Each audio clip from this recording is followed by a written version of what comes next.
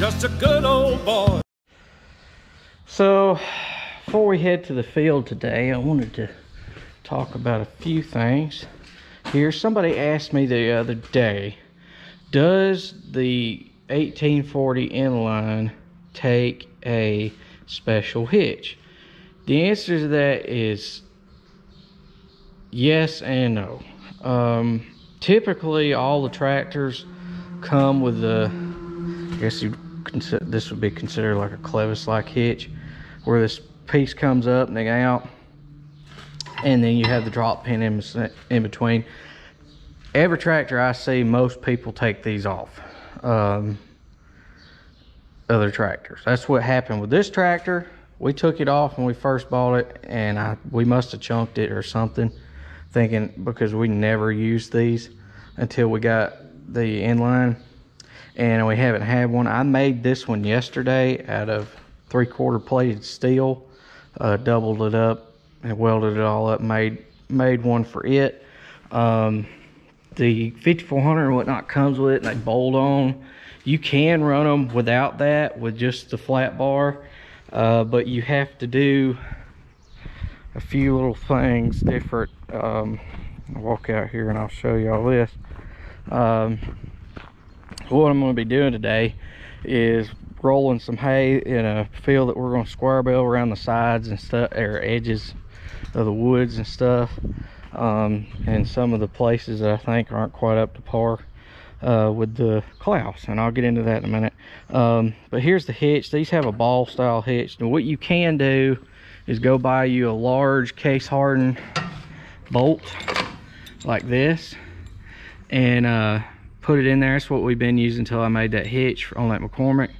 Get you a couple nuts to maybe for a double locking nut, or you can, if you got a drill press, which I do, but I've never done it, is drill a hole through that and then just put you a little clip pin in the bottom of it underneath the nut, so that way it can't back out. But that should hopefully answer that question. The Claas, I used it the other day.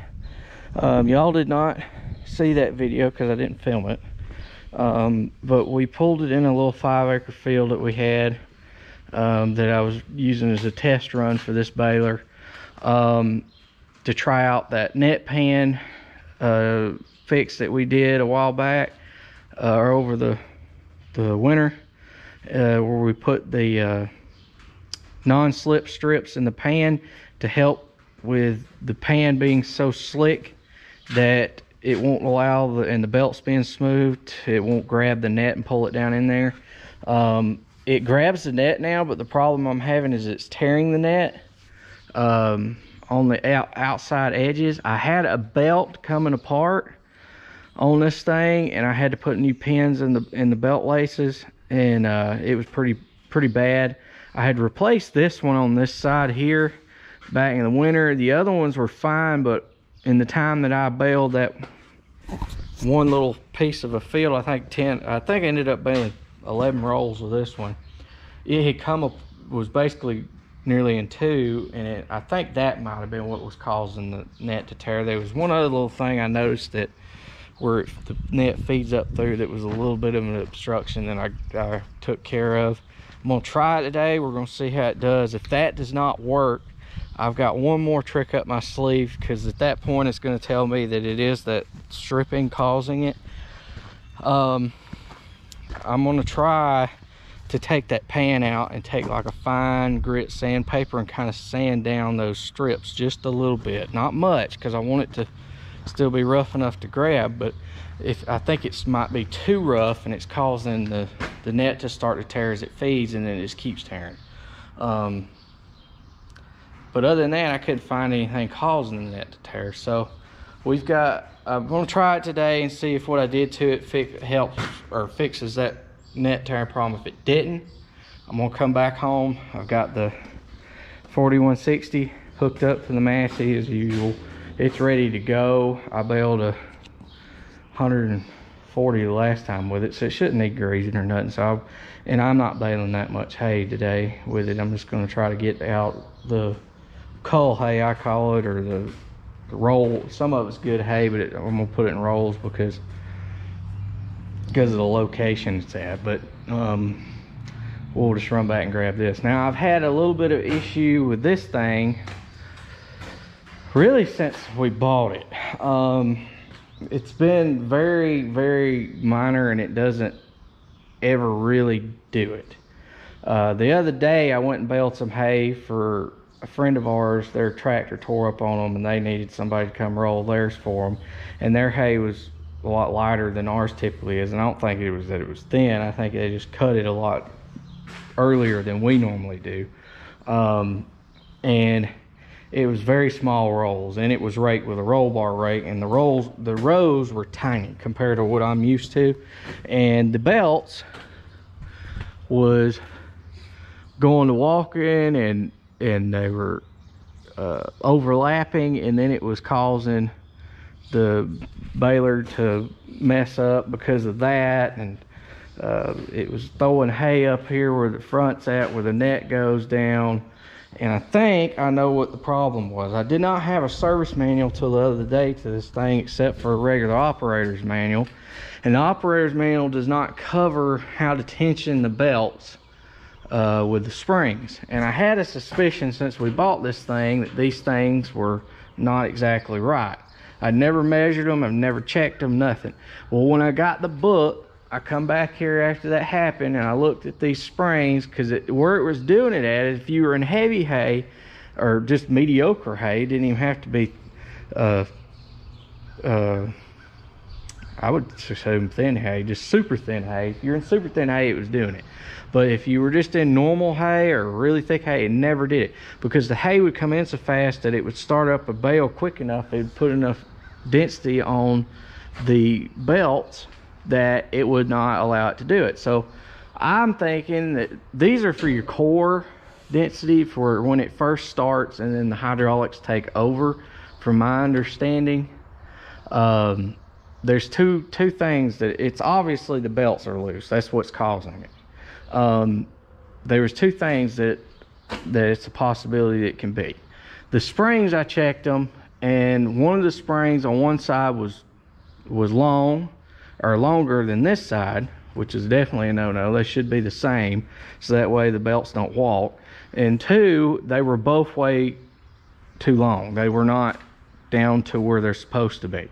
So now they're the same, and they're at the correct tension.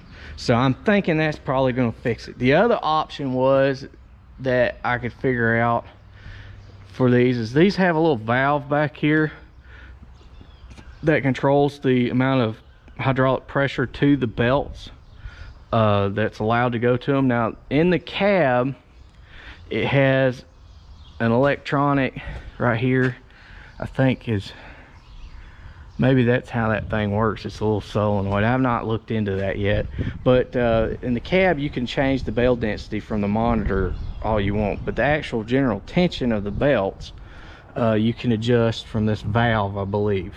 Now I may be wrong, but I'm pretty sure that's how this thing works. I'm still learning this machine, and if that does not fix it, I'm gonna come back here, and I know this releases and adds more pressure. I'm gonna put a little bit more pressure on those from the get-go. And I believe one of the reps told me if I ever had that to happen, to do that, but I cannot remember. It's been a while. When they see this, they're probably gonna call me like, hey, I know what your problem is. And it only does it in super thin hay, and I know what it is. It's because those belts are a little bit loose at the beginning. But I've got the spring set, and I'm thinking that these springs was the issue, that they needed to be a little bit tighter than what they were, and they were off. I'm 99% positive that was what my issue was, because when I checked it, there was a problem. And generally, if there's a problem from the deviance of what they were, the spec that thing's supposed to be, then that's what it is. And I think that they were off from the day that I got the thing, to be honest. And but it's bailed perfect for me. I mean, other than that, I think it's done it twice since I've had it, and both times we're in real thin hay. So other than that, it's been perfect. I mean, it's just the net system. I love this net system on this baler. It's so easy to get the net to start. It doesn't have any feeding problems, and it's easy to load. The roll is right here. This is lower than the Claas was. It's easy to get it up here. You just tilt this whole carriage piece forward when it's out, and it falls right in there into where it's supposed to be. You go over a bar and back down, and you're done. It's in there and you're ready to go. It's so easy to load. It's easy. They do have, I know for a fact you can get the swivel wheels now. I got a message from one of the reps this morning with all the part numbers for everything you would need to replace those. I don't know yet if I'm gonna change them or not. I know that was one of the things that I was complaining about in the review because of the turning. I have had grass to get stuck in between the tire and the wheel with them pumped up from it binding because of the terraces we have and whatnot. So I don't know. I may eventually change them. For right now, I'm just gonna leave them alone. But I do like the fact that they have got it now as an option for either you can put it on, order it through the parts department and put it on, or you could probably, I'm sure if you requested it, the dealerships can put them on for you or order it that way, I would assume, but I don't know. But I know you can get them to where it'll have the swivel wheels on the front. I really like the swivel wheels versus the fixed ones just because of that. It seems to be better on the pickup head and put less pressure on everything. So that was that. So that's the stuff all up. I reckon that's it for today as far as updates. But we're gonna go try to bale some hay, see how this Claas does. We've got a little bit baled, not a whole lot, but it's mostly just a test for me. I'm trying to get this net system working like it's supposed to, and working good for my dad. That's really what I'm trying to do, because that's the biggest thing with the Claas. I mean, I would have went back with a Claas had it not been for the net system. The newer 460s are better than this one because they have, I've said it many times, they have the full new kit on it with this density bar and everything to start, and it'll keep more of a constant pressure more rather than more as the roll's bigger and less as it gets smaller, like this one is.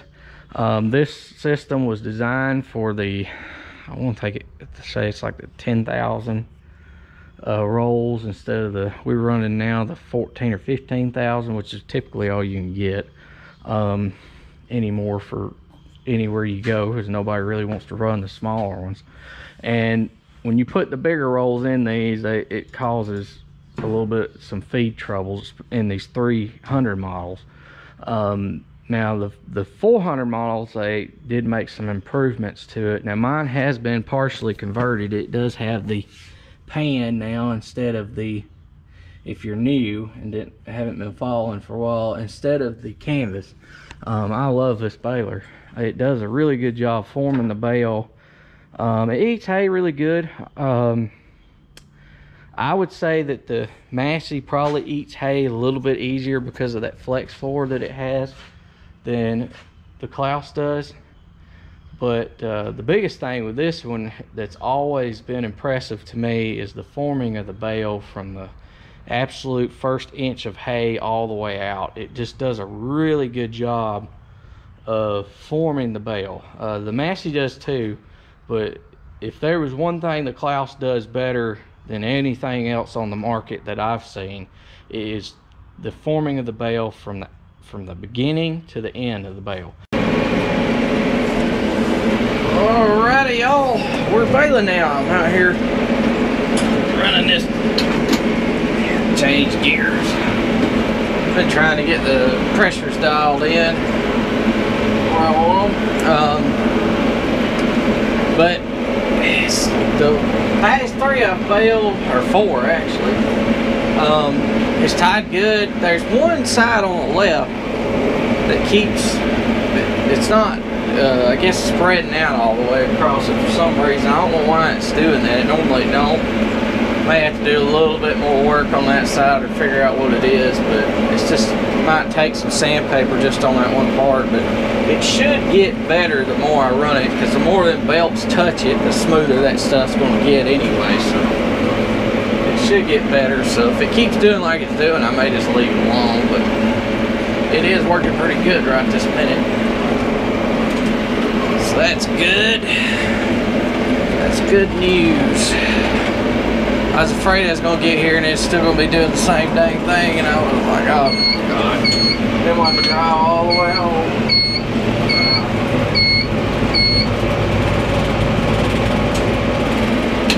Alright, I got to turn off, pull up the hill. Right where I'm at, if I let that thing down, there's a creek right there and it'll be in it. I don't want that, so I'd rather just turn it off, drive back up the hill a little ways, and dump this one, and then turn around and go back. Put it next to this other one, that way when we're getting it up, it'll be two right here.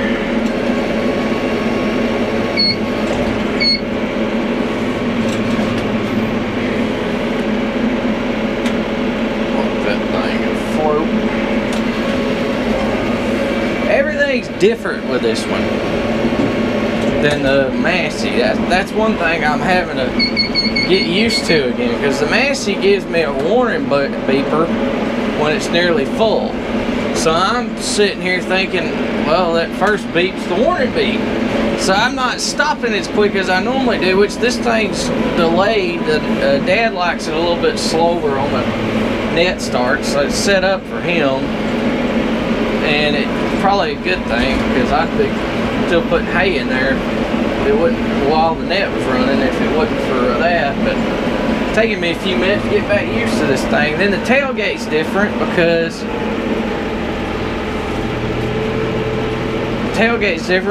I'm used to the other one. You just push and float and you're done. So now I've got to pull back and close this thing like I used to do again. It's just throwing me off. But I still love running this old baler when it's baler. It's been a good one. It's still baling beautiful bales of hay. Let's turn y'all around.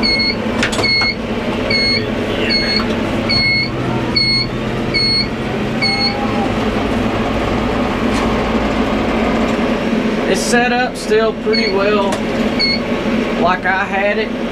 He's got a monitor right down here. I put it in this tractor just like the one that I have in the other one that I was running it off of. Used to, I had this baler set up with 2 cameras, and it would change from got some big wads. It would change views. It would go from the pickup mouth view, so you watch it, and then as soon as you open the tailgate, it'd go to the rear view look. But when I had trigger wires that would trigger this system to swap. Well, I had to put the camera that I originally had on the pickup head on this baler on the accumulator for the spire baler at home, because I didn't want to have to buy another one. And I took the monitor that came with this system in the little box and put it in that tractor, in the McCormick. And I got these bigger flat screens off of Amazon. They're 7-inch flat, 7 or 9-inch flat screen. I can't remember what it is. And I bought a little adapter so that way you could just hook those cameras straight into a TV or something, and it would just give the straight feed of off the camera into that. And I lost the ability to, even if I bought another camera, to swap without that box that's in that other one, the control unit. But I didn't really need it. These balers here generally don't have any plug-up issues or nothing, and the Massey don't either, so you really don't watch the pickup mouth all the time like you used to have to do on the older balers that didn't have feed rotors and stuff. had a little bit hung up under the wheel where its stuff's so heavy it's wider than the pickup now. And I lost the ability to do that, but I guess it'll be okay. It's good enough for the backup. The other one I don't really care for it on it either, so I ain't never fooled with adding that or anything. Oh man, but it is nice to run this thing again ever so often. I still enjoy running this one a lot. And it does, I mean, you can see it, it still bales good. I mean, there's really nothing wrong with it at all, other than it just has a lot of hay through it. So it was not that it was failing or anything while we went ahead and retraded. It was just more of a, to me,